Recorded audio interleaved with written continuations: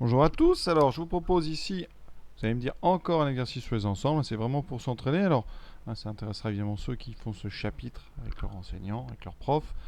Pour les autres, on a fait quand même des choses similaires précédemment, donc voilà, ça peut ne pas vous intéresser.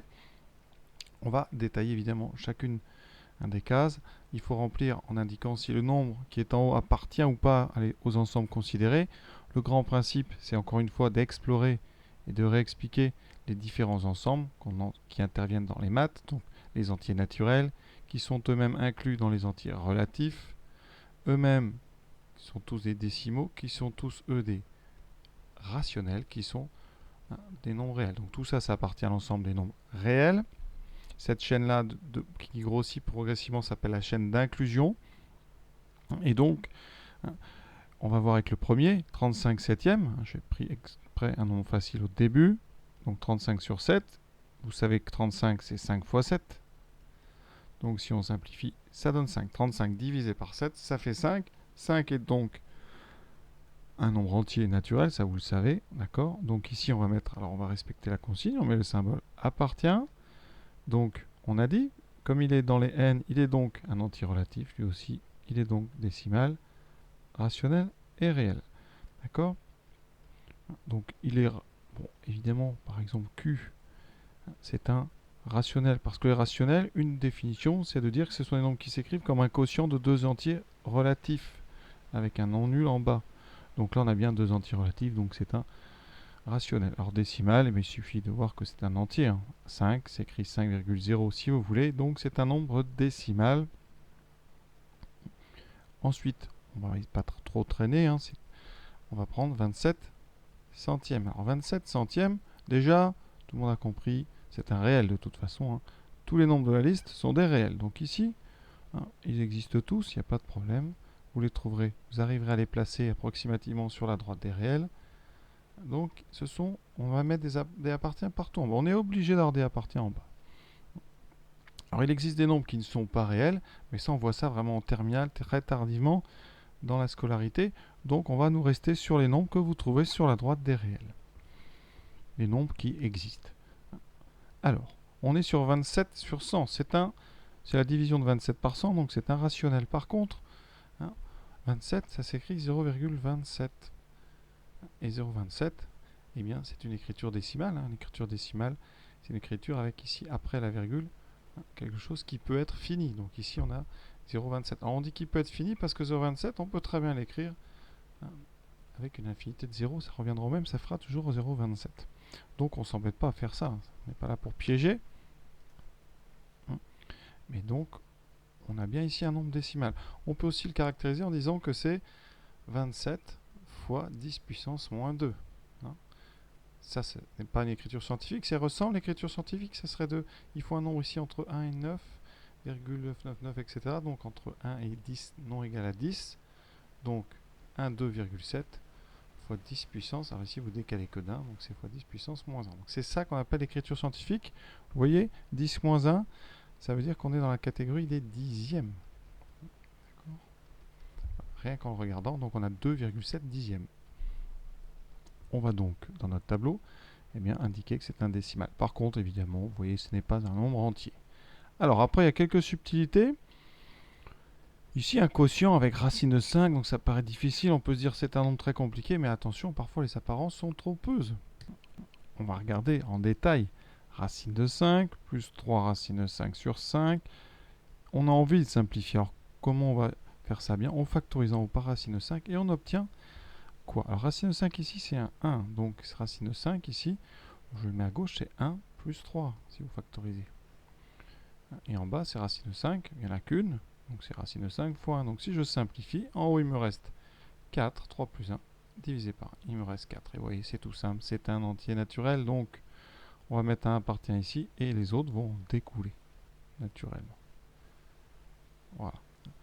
On a déjà fait ça dans d'autres exercices en représentant à l'aide de sortes de grosses patates. C'est-à-dire qu'ici, on mettait les entiers naturels. Donc là, j'ai mis, donc, par exemple, mon 35 sur 7 de tout à l'heure. Après, on avait mis un ensemble plus gros, donc Z, puis un ensemble encore plus gros, d'accord. Et petit à petit, on a cette chaîne d'inclusion qui est plus visuelle ici parce qu'on chaque ensemble est bien à l'intérieur de l'autre. Donc les décimaux, et après on continue. Alors, j'ai plus beaucoup de place, voilà. Et ça, c'est une autre façon de représenter pour bien faire comprendre aux élèves la constitution un petit peu grandissante de ces ensembles. Et là, on a donc les réels qui contiennent tous les nombres qui existent. Voilà. Alors un tableau, c'est pratique aussi, parce que ça prend moins de place, et vraiment, c'est plus structuré. Alors, on passe à 1 moins racine de 3. Ça, c'est très difficile. Alors, si je rajoute 1 à un nombre irrationnel, qu'est-ce qui se passe? Alors, quand c'est un nombre irrationnel du positif, par exemple 3, 14, 15, le nombre pi, si je rajoute 1, c'est facile. Ça fait 4,14, 15, on a déjà vu ça. Là, il n'y a pas de problème. Intuitivement, on voit bien que la partie décimale n'a pas changé. Si, par contre, votre nombre est négatif, regardez ce qui se passe. Alors, je prends moins un nombre, 3, 14, 15, etc. Avec une partie infinie ici, non sans répétition. Si je rajoute 1, c'est-à-dire je fais ici un 1, qu'est-ce qui va se passer? Eh bien, c'est très compliqué à imaginer, parce que il va falloir faire une soustraction avec ici une partie infinie. On pourrait, comme ça, dire tout de suite, j'imagine bien que c'est infini. Alors, on va le démontrer, d'accord? Comment on fait? Eh bien, on suppose. Supposons que ça s'écrive P sur Q. Ça impliquerait quoi? Eh bien, en mettant le 1 à droite par soustraction, ça voudrait dire que moins 3, 14, 15, etc., blablabla, serait égal à P sur Q moins 1. Et P sur Q moins 1, vous savez que si on le met au même dénominateur, ça fait P moins Q sur Q. Donc on aurait ici un nombre rationnel. Alors qu'à gauche, on a dit que ce n'était pas un nombre rationnel. Donc on arrive sur une impossibilité. Un raisonnement tel s'appelle un raisonnement par l'absurde. Donc je vais le faire bien avec racine 3. Ça s'adresse vraiment aux élèves curieux, ça. Donc on va écrire, supposons que 1 moins racine de 3 s'écrive P sur Q, avec P appartenant à Z et Q appartenant à Z étoile. Autrement dit, on suppose que c'est un nombre rationnel. Ça voudrait dire quoi? Par conséquent, moins racine de 3 serait donc P sur Q moins 1. Moins racine de 3 serait égal à P moins Q sur Q. Et donc ici, vous avez une écriture, alors je vais changer les lettres, écriture A sur B, avec A qui est P moins Q, donc ça appartient à Z, et B qui appartient à Z étoile, puisque B c'est petit q ici, celui qu'on avait trouvé. Et là, on en déduirait que moins racine de 3 est un rationnel. Et je vous ai dit, on vient de dire que ce n'était pas vrai. Parce que si moins racine de 3 était rationnel, ça voudrait dire que racine de 3 le serait. Et la base de notre raisonnement, c'est qu'il ne l'est pas. On le sait, c'est du cours.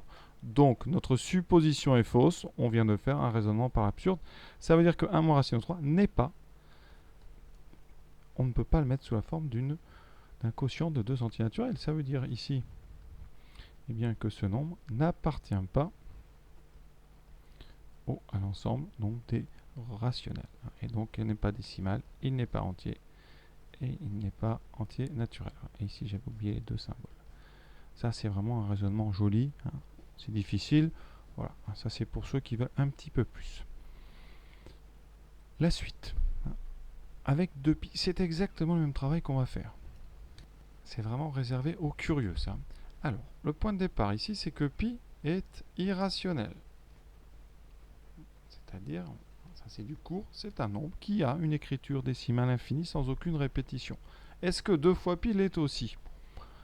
C'est pas facile parce que manipuler pi, on l'a vu tout à l'heure, ça veut dire que vous manipulez un nombre ici avec une infinité de chiffres. Si on multiplie par 2, qu'est-ce qui se peut se passer? J'en sais pas. Un exemple très simple, si vous prenez 0,333, etc., c'est-à-dire le nombre 0,3 avec une petite barre là, c'est tout simplement un tiers. Si vous le multipliez par 3, comme ça, visuellement, vous allez obtenir 0,9999, etc. Donc, un nombre avec une écriture périodique ici. Et 0,999, c'est 3 fois un tiers, parce que ça c'était un tiers. Donc là, en fait, on va trouver 1. Donc en partant d'un nombre ici qui était i avec une écriture infinie, on est tombé sur un nombre qui avait une écriture finie. Donc c'est pour ça que la multiplication est compliquée. Donc nous, on va raisonner autrement. On va encore raisonner par l'absurde. Et donc, on va montrer que 2pi est irrationnel. Et on va supposer qu'il ne l'est pas. Donc supposons que 2pi est un rationnel. Donc que 2pi peut s'écrire P sur Q avec P appartenant à Z et Q appartenant à Z étoile. D'accord? Donc, en divisant tout par 2, pi s'écrirait P sur 2Q. P est un entier. 2 fois Q, eh bien, c'est bien un entier non nul. on aurait donc l'écriture de pi comme un quotient de 2 entiers. Ça veut dire que donc pi serait rationnel, et donc c'est absurde. Notre hypothèse de départ est donc fausse, 2pi n'est pas un rationnel. Voilà encore un deuxième raisonnement par l'absurde. Donc là on va mettre n'appartient pas, n'appartient pas, n'appartient pas, n'appartient pas. Vous voyez, ça c'est vraiment, on est sur le top là, on fait vraiment des raisonnements difficiles, c'est pour les curieux et même voir les très très bons élèves. Voilà. Le suivant, là on va vraiment, les 5 derniers sont plus simples. 24 sur 24 plus 6. Alors ça c'est pour ceux qui ont des envies de simplification un petit peu tordues. On ne peut pas simplifier 24 et 24 parce que dessous on a une addition. On est obligé de considérer 24 sur 24 plus 6, 30. Voilà. Et 24 sur 30, ce n'est pas irréductible parce que les deux sont des multiples de 6. En haut on a 4 fois 6 et en bas on a 5 fois 6. Donc il me reste 4 sur 5. 4 sur 5 qui est déjà donc un relatif, enfin, pardon, un rationnel, je dis des bêtises. Et 4 sur 5, alors si on multiplie en haut et en bas par 2, après vous le connaissez certainement, on obtient 8 sur 10, et donc 4 sur 5, c'est 0,8. Vous voyez bien que c'est donc un nombre décimal. Par contre, il n'est pas entier, ni négatif, ni positif. Voilà. Là, il n'y a rien d'autre à dire. La suivante, c'est une racine carrée. Racine carrée de 5 au carré moins 4 au carré. Alors, c'est pareil pour les amateurs de simplification, ça ne fait pas 5 moins 4. On n'enlève pas comme ces racines parce qu'on a une soustraction. On doit calculer d'abord ce qu'il y a dessous, ce qui fait 25 moins 16, ce qui fait 9, racine de 9, ça fait 3. On a donc un entier naturel, il est positif. Donc comme on a ici un entier, on aura un entier relatif, donc un décimal, donc un rationnel, donc un réel. Voilà. Vous voyez, ça c'est plutôt simple. L'écriture suivante, il y a des racines carrées, on ne s'effraie pas, on calcule. On a ici a plus b fois a moins b, c'est ce qu'on appelle une identité remarquable. Je vous la rappelle, ça fait toujours du bien de rappeler ces choses-là. Donc a plus b fois a moins b, ça donne a carré moins b carré. Donc ici, ça fera 1 au carré moins b carré, c'est-à-dire moins racine de 5 au carré. Et racine de 5 au carré, ça fait 5. Donc on a moins 4. Vous voyez, étrange, on avait un calcul compliqué, et puis ça donne un nombre, un entier par contre négatif strictement, donc il est relatif, mais il n'est pas naturel, puisqu'il est négatif non nul. Donc ici, vous aurez par inclusion les autres appartient, mais pas le premier. Maintenant, un nombre qui a l'air d'avoir une écriture infinie, mais qui n'est pas, il n'y a pas de notation spéciale, c'est donc un 0 avec ici une certaine quantité de 1. Ici, je ne vais même pas compter, on a une partie finie, d'accord? Donc ce nombre, alors on peut compter si vous voulez vraiment son écriture, on a 1, 2, 3, 4, 5, 6, 7, 8, 9, 10, 11. On a 11, alors je vais l'écrire en français parce que sinon on a 11, 1. Donc pour décaler, il va falloir multiplier par 10 puissance 11. Donc ce nombre c'est, alors ça va faire 1, 1, 1, 2, 5, 6, 7, 8, 9, 10, 11, multiplié par 10 puissance moins 11. D'accord? C'est donc tout simple, hein. Ce n'est pas un entier, il est plus petit que, il est entre 0 et 1. Par contre, c'est un nombre décimal, d'accord? On vient de l'écrire sous la forme d'un décimal. De toute façon, il est donné d'ailleurs sous la forme d'un décimal, donc voilà. Ça. Et il en reste un petit peu dur, donc 341 sur 19. Alors là, il y a deux façons de le faire. Une façon fine, c'est-à-dire qu'on essaie de réfléchir. Quand est-ce qu'une fraction va être décimale? Eh bien, il faut que dessous, on puisse faire apparaître une puissance de 10. Exemple, 3 cinquièmes, 3 dixièmes, c'est déjà une puissance. 3 quarts, 3 vingtièmes. Alors j'ai mis 3, j'ai mis 3, mais on peut mettre ce qu'on veut en haut. Mais dessous, il faut absolument que dessous, vous n'ayez un nombre qui ne contient que des facteurs 2 et des facteurs 5. Ici, on a un facteur 19. Donc ici, vous pouvez tout de suite être certain, ce nombre n'appartient pas au nombre décimaux. Si on voulait vraiment... On va bien démontrer ça par l'absurde. Donc on va supposer que 341 sur 19, c'est un nombre décimal. Donc il peut s'écrire sous la forme P sur une puissance ici de 10. On va mettre 10 puissance n. D'accord? Donc P, c'est un entier relatif, et n, d'accord, c'est un entier relatif aussi. Alors, on fait un petit produit en croix. 341 fois 10 puissance n va être égal à 19 fois P. Est-ce que c'est possible une telle chose? Eh bien, pas du tout. Alors, on peut le comprendre avec le lemme d'Euclide. C'est un lemme très simple. On dit quoi? À droite, vous avez un nombre qui est ici divisible par 19.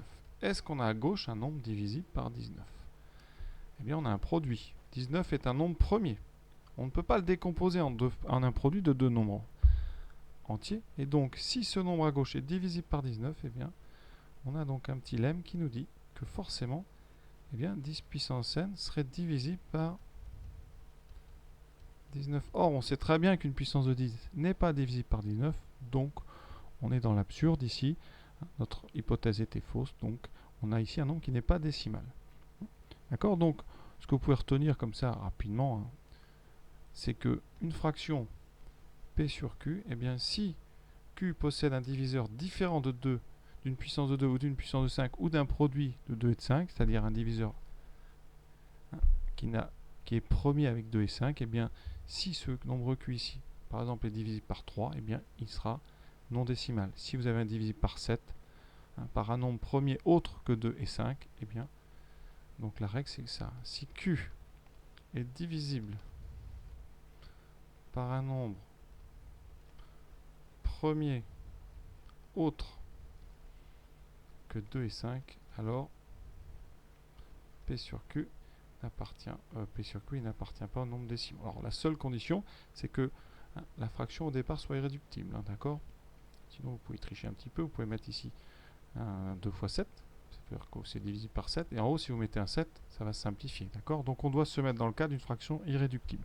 Là encore une fois, je m'adresse vraiment à un public, on va dire quand même assez bon, qui connaît la définition des nombres premiers et tout ça. C'est vraiment la fin de la vidéo, donc pour ceux qui sont un petit peu dépassés, ne vous inquiétez pas, ça c'est pas du tout au programme, c'est vraiment des petites discussions, on va dire, entre gens qui s'intéressent. Voilà. Alors ça vous intéresse peut-être et vous ne comprenez pas encore, mais voilà, on ne va pas s'arrêter parce que c'est difficile. Comme d'habitude, on fait, après voilà. Ceux qui ont des questions, on peut en reparler, réfléchissez-y, mais vraiment, ça veut dire que pour un exemple clair, si je prends un nombre 13 sur 65, non, 65 ça va pas parce que c'est un multiple de 13, donc je vais mettre 18 sur 65, c'est irréductible, et dessous 65 c'est 5 fois 13, donc vous avez le 5 qui ne nous dérange pas, mais le 13 lui pose problème. Vous ne pourrez pas transformer le dénominateur en une puissance de 10, donc ce n'est pas un nombre décimal. Voilà. Vous avez ici un nombre premier qui divise 65 et qui est différent de 2 et 5. Voilà un petit peu comment on peut à l'avance deviner. Si vous voulez un cas où ça marche, vous prenez par exemple 80. N'importe quelle fraction avec du 80 dessous ne pose pas de problème. C'est un nombre décimal parce que 80, si je me prends 1 sur 80, 80 si on le décompose, c'est 8 fois 10. Donc c'est 2 puissance 3 fois 2 fois 5. Ça n'a que des diviseurs premiers qui sont 2 et 5. Vous voyez, il n'y a que des 2 et des 5. Donc on sait que 1 sur 80, c'est un nombre décimal. Voilà. On va s'arrêter là parce que sinon je vais parler pendant des heures sur des choses compliquées. Donc ici, on a dit que c'est un rationnel, ça, il n'y a pas de souci. Par contre, il n'est pas décimal. Donc il n'est pas entier. Voilà, je vous laisse là sur cette fin de vidéo un petit peu difficile. À très bientôt.